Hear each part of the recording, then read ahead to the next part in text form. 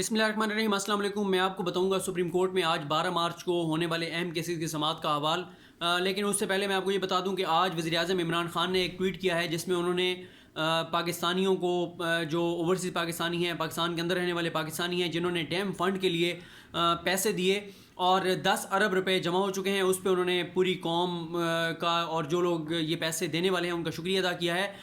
اس dam fund کے حوالے سے بہت زیادہ کنفیوژن پھیلائی جاتی ہے، ایک مہم چلتی ہے ان لوگوں کے طرف سے جو کہ نواز شریف صاحب کے حامی صحافی اور اینکرز ہیں، بہت زیادہ سوال اٹھائے جاتے ہیں ڈیم فنڈ کے اوپر۔ تو ایک بات ذہن میں رکھیں کہ ڈیم فنڈ کے حوالے سے سپریم کورٹ کے 4 رکنی بینچ کا فیصلہ ہے اور اب جو اس کے حوالے سے بینچ ہے وہ 5 رکنی بینچ ہے، اور جسٹس عمر رضا بندیال صاحب نے لاسٹ ہیئرنگ پہ بھی یہ واضح کیا تھا کہ ڈیم فنڈ کی جو ڈیم فنڈ ہے اس میں 1 روپے کی بھی کرپشن نہیں ہونے دیں گے اور سپریم کورٹ بالکل یہ کرپشن نہیں ہونے دے گی۔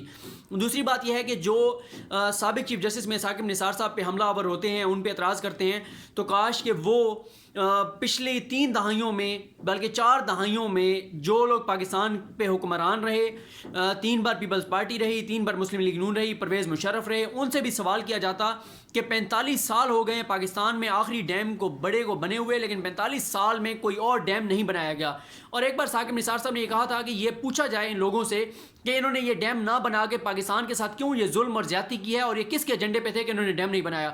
یہی ڈیم نہ بنانے کی وجہ ہے کہ آج آپ یہ دیکھیں کہ انڈیا جو ہے، بھارت جو ہے ہمیں دھمکی دیتا ہے کہ وہ ہمارا پانی روک لے گا، دوسری طرف ہمارے ملک میں جو اتنی زیادہ بارشیں ہو رہی ہیں، اللہ کی رحمت ہو رہی ہے، تو وہ اللہ کی رحمت جو ہے وہ ہمارے لیے اس وقت زحمت بن جاتی ہے جب ہم اس پانی کو سٹور نہیں کر پاتے اور وہ سیلاب کی صورتحال اختیار کر جاتا ہے۔ تو یہ سابق چیف جسٹس میں ثاقب نثار صاحب کی کے حوالے سے ہمیشہ جب بھی ان کا نام آئے گا تو سب سے بڑا جو ان کا فیصلہ تھا وہ ڈیم کی تعمیر کے حوالے سے تھا۔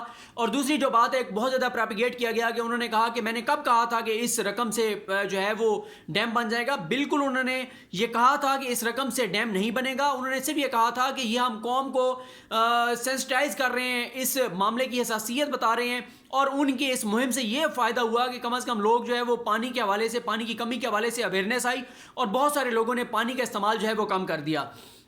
تو یہ ان کا بہت بڑی خدمت تھی اس ملک کے لیے، اس ملک کے رہنے والوں کے لیے۔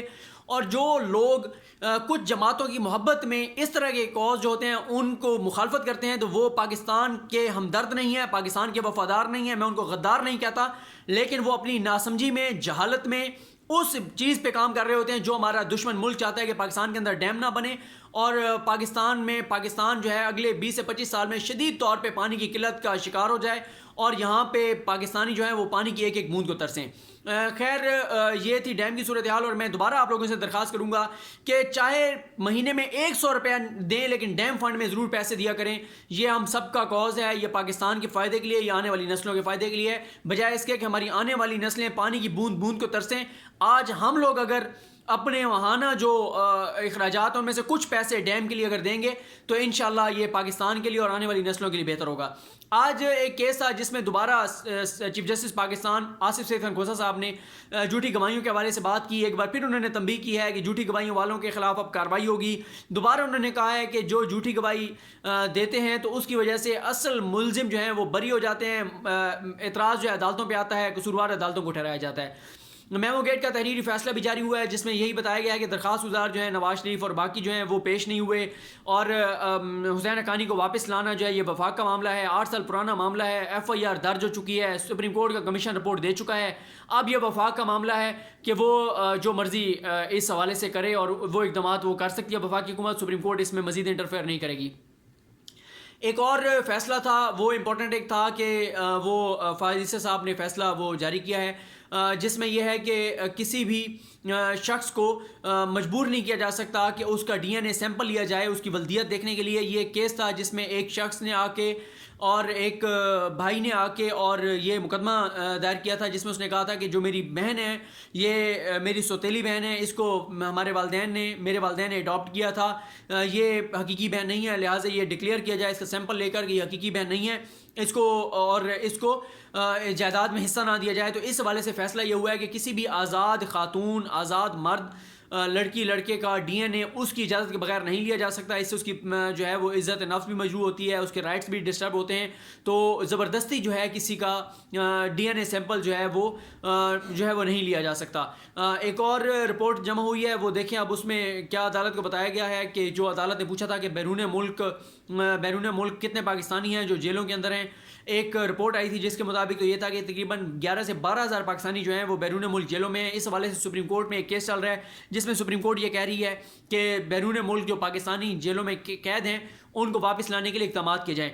اب میں آتا ہوں ایک امپورٹنٹ کیس کے حوالے سے، وہ تھا آج لال مسجد کیس کے حوالے سے. اس کیس میں جیسے سماعت کا آغاز ہوا تو روشنم پہ سہیل محمود صاحب اٹارنی جنرل آفس سے وہ پیش ہوئے، طارق جہانگیری صاحب جو کہ ایڈوکیٹ جنرل اسلام آباد ہیں وہ موجود تھے، ساجد الیاس بھٹی صاحب بھی موجود تھے، حکومتی وکیل ہیں، اور طارق اسد صاحب لال مسجد کی جانب سے پیش ہوئے. میں اس کیس کی تفصیل بتانے سے پہلے یہ آپ کو ضرور بتا دیتا ہوں کہ آج معذرت کے ساتھ یہ لفظ اس کا مجھے متبادل نہیں ملتا کہ جس طرح کی بدتمیزی جو ہے وہ طارق اسد ایڈوکیٹ صاحب نے کی ہے اور جس طرح انہوں نے اعتراض کیا جسٹس گلزار صاحب پہ بار بار اور جس طرح کی وہ باتیں کرتے رہے، لیکن جسٹس گلزار صاحب کی اعلیٰ ظرفی، ان کا بڑا پن کہ انہوں نے تحمل کے ساتھ اس کیس کو چلایا. انہوں نے کسی ان کے ذاتی جو ان پہ حملے ہوتے رہے کسی کا جواب نہیں دیا اور بڑے اچھے طریقے سے بڑے تحمل کے ساتھ یہ کیس سنا. ان کے ساتھ جسٹس جاز الاحسن صاحب اور جسٹس قاضی فائزی صاحب بھی موجود تھے. تو طارق اسد ایڈوکیٹ صاحب بھی ان وکلا میں سے ہیں جو تقریباً ہر کیس میں ہر جج کے سامنے جو ہے جب پیش ہوتے ہیں تو وہ لڑائی جھگڑا بھی کرتے ہیں اور پتہ نہیں عجیب و غریب طرح کی ان کی صورتحال ہوتی ہے. خیر جیسے ہی کیس کا آغاز ہوا تو سب سے پہلے اعجاز الاحسن صاحب نے کہا کہ یہ کیا لائیو ایشو رہ گیا ہے. اس میں جہاں تک میں نے پڑھا ہے کیس تو یہ تو جو 12/5/2010 کا شاید ایک آرڈر ہے جس کا اعجاز الاحسن صاحب نے کہا کہ 4 پیراگراف ہیں ان کے عمل درآمد کا معاملہ ہے، تو باقی بتائیں کیا معاملہ ہے. تو انہوں نے کہا طارق اسد صاحب نے کہ نہیں اس میں بہت سارے معاملات ہیں، توہین عدالت کا بھی معاملہ ہے، بہت سارے ایشوز ہیں. تو اس پہ جسٹس گلزار صاحب نے کہا کہ آپ کہتے ہیں کہ 100 لوگوں کی وہاں پہ ہلاکت ہوئی، وہ کہتے ہیں 4 لوگوں کی ہلاکت ہوئی، کمیشن کی رپورٹ آ چکی ہے، اگر کرمنل کوئی کیس چلنا ہے تو وہ نیچے چلنا ہے، تو آپ سپریم کورٹ اس معاملے میں کیا کر سکتی ہے. تو انہوں نے کہا طارق اسد نے کہ ہم 50 صفحات لکھتے ہیں، آپ پڑھتے نہیں ہیں، کیس کو فارغ کر دیتے ہیں، یہ کوئی طریقہ نہیں ہے. تو انہوں نے کہا کہ آپ سے انہوں نے پھر قاضی فائز صاحب نے دوبارہ پوچھا کہ آپ بتائیں آپ وکیل کس کے ہیں، آپ یہ تو بتانے کو تیار نہیں ہیں. تو طارق اسد نے کہا میں حسان جو ہیں مولوی عزیز کی بیگم ان کا میں وکیل ہوں. پھر گلزار صاحب نے کہا چلیں ہم کیس چلاتے ہیں، آپ ہمیں بنیادی سوالوں کا جواب دے دیجئے کہ یہ زمین کس کی پراپرٹی تھی. اس پہ طارق اسد ایڈوکیٹ نے کہا یہ اللہ کا گھر تھا. تو گلزار صاحب نے کہا اللہ کا گھر ضرور ہے ہمیں پتہ ہے، لیکن یہ جو زمین ہے جس پہ یہ مسجد بنی ہے وہ کس کی پراپرٹی ہے. تو اس نے طارق اسد صاحب نے کہا جی میرے اندر ہمت نہیں ہے اس سوال کا جواب دینے میں. تو گلزار صاحب نے کہا کہ ہمت کی کیا بات ہے، ہم سوال پوچھ رہے ہیں آپ جواب دیں، آپ جواب نہیں دیں گے تو ہم کیسے آگے چلائیں گے، اور اگر آپ نے نہیں چلانا تو آپ بتا دیں، آپ بیٹھ جائیں اور ہم لکھ دیتے ہیں کہ وکیل کیس چلانا نہیں چاہتے اور ہم جو ہے اس کیس کو جو ہے بند کر دیتے ہیں. تو وکیل کا کام تو معاونت کرنا ہوتا ہے. پھر دوبارہ گلزار صاحب نے سوال کیا، انہوں نے کہا کہ کیا یہ مسجد جو ہے اور وہ جو ساتھ مدرسہ تھا وہ قبضے کی زمین میں بھی اس پہ قبضہ بھی کیا گیا تھا زمین پہ. تو بتایا گیا کہ جی بالکل قبضہ بھی کیا گیا. تو اس پر جسٹس گلزار صاحب کا کہنا تھا کہ ہمارا قانون بھی اس بات کی مخالفت کرتا ہے کہ آپ زمین پہ قبضہ کر کے اور مدرسہ بنا لیں یا مسجد میں توسیع کر لیں، اور ہمارا اسلام بھی اس چیز کی اجازت نہیں دیتا کہ آپ قبضہ کر کے اور مسجد میں توسیع کر لیں. تو پھر جو بیسک سوال تھے ان کے جواب نہیں مل رہے تھے. تو گلزار صاحب نے کہا کہ یہ آپ عدالت کے ساتھ مذاق کر رہے ہیں. فائز صاحب نے بھی کہا کہ 12 سال پرانا کیس ہے، شاید اس میں کوئی انٹرسٹڈ نہیں ہے. پھر بریک کر دی گئی اور بریک کے دوران گلزار صاحب نے کہا کہ چیئرمین CDA جو ہیں ان کو بلا لیں اور ان سے ہی ہم کچھ سوال جو ہیں وہ پوچھیں گے. اس کے بعد جو چیف کمشنر بھی ہیں ایکٹنگ، ان کے پاس چارج بھی ہے، عامر احمد علی صاحب جو ہیں وہ پیش ہوئے. تو انہوں نے بتایا کہ یہ سرکاری زمین تھی، محکمہ اوقاف کی زیر تمام یہ مسجد تھی. پہلے جو ہے وہ 1970 میں مولانا عبداللہ جو ہے مولوی عزیز کے والد ان کو مؤذن مقرر کیا گیا. ان کے بعد ان کے بیٹے مولوی عزیز کو مؤذن مقرر کیا گیا. اور پھر انہوں نے بتایا کہ 2004 میں مولوی عزیز کو برطرف کر دیا گیا، لیکن اس کے باوجود 3 سال تک مولوی عزیز جو ہے وہ مسجد پر قابض رہے. اس موقع پہ جسٹس جاز الاحسن صاحب نے کہا اس کا مطلب ہے کہ ریاست جو ہے وہ اپنے دارالحکومت میں 3 سال تک ایک جو قبضہ کیے ہوئے تھا شخص اس سے زمین مسجد جو ہے واگزار کرانے میں واپس لینے میں ناکام رہی. انہوں نے کہا جی بالکل جو ہے وہ ناکام رہی. بتایا گیا عدالت کو کہ لائبریری کی زمین تھی, اس پہ بھی قبضہ کر کے جامع حفظہ جو ہے وہ بنا دیا گیا, اور مولوی عزیز جو ہیں وہ قبضہ چھوڑنے کو تیار نہیں تھے. اس کے بعد پھر بتایا گیا کہ پھر ایک اچانک ایک ایسی بات کی گئی جس کے اوپر ججز نے بہت تشویش کا اظہار کیا, اور وہ یہ تھی کہ انہوں نے چیف کمشنر نے کہا کہ عدالتی فیصلہ آیا کہ آپ دوبارہ مدرسہ تعمیر کریں. تو ہم نے پھر مولوی عزیز کے ساتھ سیٹلمنٹ کی, اور سیٹلمنٹ ہم نے کرتے ہوئے 20 کنال زمین جو ہے وہ جامع حفظہ کو H11 میں دی. اس پہ ججز حیران ہو گئے کہ کیا سپریم کورٹ کے یہ آرڈر ہیں. تو انہوں نے کہا کہ آپ نے جامع حفظہ کو ٹرانسفر کر دی زمین. انہوں نے کہا یہ ٹرانسفر کر دی. انہوں نے کہا آپ کیسے کسی انڈیویجول کو آپ زمین ٹرانسفر کر سکتے تھے, سرکاری زمین, آپ وہاں پہ کوئی عمارت تو بنا سکتے تھے, وہ عمارت آپ کی رہتی, زمین آپ کی رہتی, آپ کسی ملازمین اپنے رکھ کے ان کو دے سکتے تھے کہ وہ مدرسہ اگر چلانا چاہتے ہیں, کل کو آپ ان سے واپس لینا چاہتے لے بھی سکتے تھے.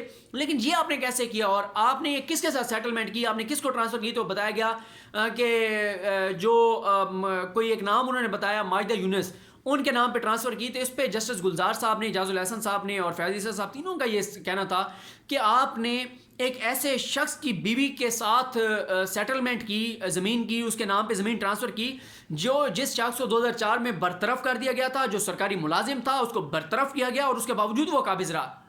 یہ تو آپ کر ہی نہیں سکتے تھے. اور پھر یہ بھی عدالت کو بتایا گیا کہ یہ فائر ٹیکنالوجی جو ادارہ ہے ان سے یہ زمین جو ہے وہ 20 کنال لی گئی تھی. اس پر فائز صاحب نے کہا کہ یہ آپ نے کیا یہاں پہ آگ نہیں لگنی, ان کو انتظامات کے لیے, ان کو ٹیکنالوجی کے لیے, ان کو زمین نہیں چاہیے تھی. تو اس پہ عدالت نے بہت تشویش کا اظہار کیا, اور اسی لیے عدالت نے اب تفصیلی ایک رپورٹ مانگی ہے, تصاویر مانگی ہیں, نقشے مانگے ہیں, سائٹ پلان مانگا ہے, ساری تفصیلات مانگی ہیں کہ ہمیں بتائیں کہ آپ نے کیسے یہ زمین جو ہے 20 کنال یہ ٹرانسفر کی ہے.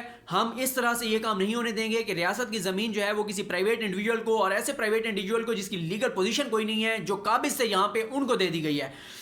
اور یہ بھی آپ دیکھیں کہ یہ پیپلز پارٹی کا دور تھا. وہ پیپلز پارٹی جو عمران خان پہ بہت زیادہ اعتراضات کرتی ہے, اس پیپلز پارٹی کے دور میں یہ لال مسجد کو جو ہے وہ 20 کنال زمین دی گئی تھی. اور اب پیپلز پارٹی کا موقف کسی سے پوچھنا پڑے گا, وہ آپ شاید یہی کہیں کہ ہم نے عدالتی فیصلے کو کے متجی میں دی. عدالتی فیصلے پھر افتخار چودھری صاحب کے تھے. تو اب یہ دیکھنا پڑے گا کہ اصل قصوروار کون ہے, پیپلز پارٹی کی حکومت ہے جنہوں نے یہ زمین دی, یا پھر افتخار چودھری صاحب نے زبردستی. افتخار چودھری صاحب نے اس طرح کے بہت سے کام کیے تھے کہ زبردستی جو ہے وہ اس طرح کے کام انہوں نے کرائے تھے. تو یہ اب جب اگلی سماعت ہوگی تو چیزیں کھل کے سامنے آئیں گی تو پتہ چلے گا. اس دوران 2 بزرگ جو ہیں وہ پیش ہوئے, اور ایک جو ہے وہ روتے رہے. انہوں نے کہا جی میرا بیٹا لاپتہ ہے. اب تک ان دونوں بزرگوں کے بچوں کے حوالے سے عدالت نے یہ حکومت سے رپورٹ مانگی ہے, ضلعی انتظامیہ سے رپورٹ مانگی ہے کہ ہمیں بتائیں کہ ان کے بچے آپ کے پاس ہیں یا نہیں ہیں. اگر ہیں تو ان کی ملاقات کرائی جائے. ایک والد نے کہا کہ آپ انڈین پائلٹ کو رہا کر دیتے ہیں, آپ کلبھوشن کے ایک وہ جو جاسوس تھا اس کی فیملی کو اس سے ملواتے ہیں, میرے بیٹے کو مجھ سے ملوایا نہیں جا رہا. اس حوالے سے عدالت نے کہا کہ یہ سیریس معاملہ ہے, کاغذی کارروائی کی بجائے ہمیں فیکٹس بتائے جائیں, اصل چیزیں بتائی جائیں.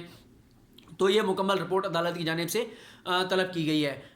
1 ماہ کے لیے یہ کیس ملتوی ہوا ہے, اور یہ تفصیلات تھیں. اگلی ویڈیو میں آپ کو دیگر اہم کیسز کے بارے میں بتاؤں گا, اور خاص طور پر بحریہ ٹاؤن نے آج جو ایک درخواست سیٹلمنٹ کی جمع کرائی ہے سپریم کورٹ میں, اس کے حوالے سے بات ہوگی. اللہ کریم آپ کا حامی و ناصر ہو. مجھے اپنی دعاؤں میں یاد رکھیں.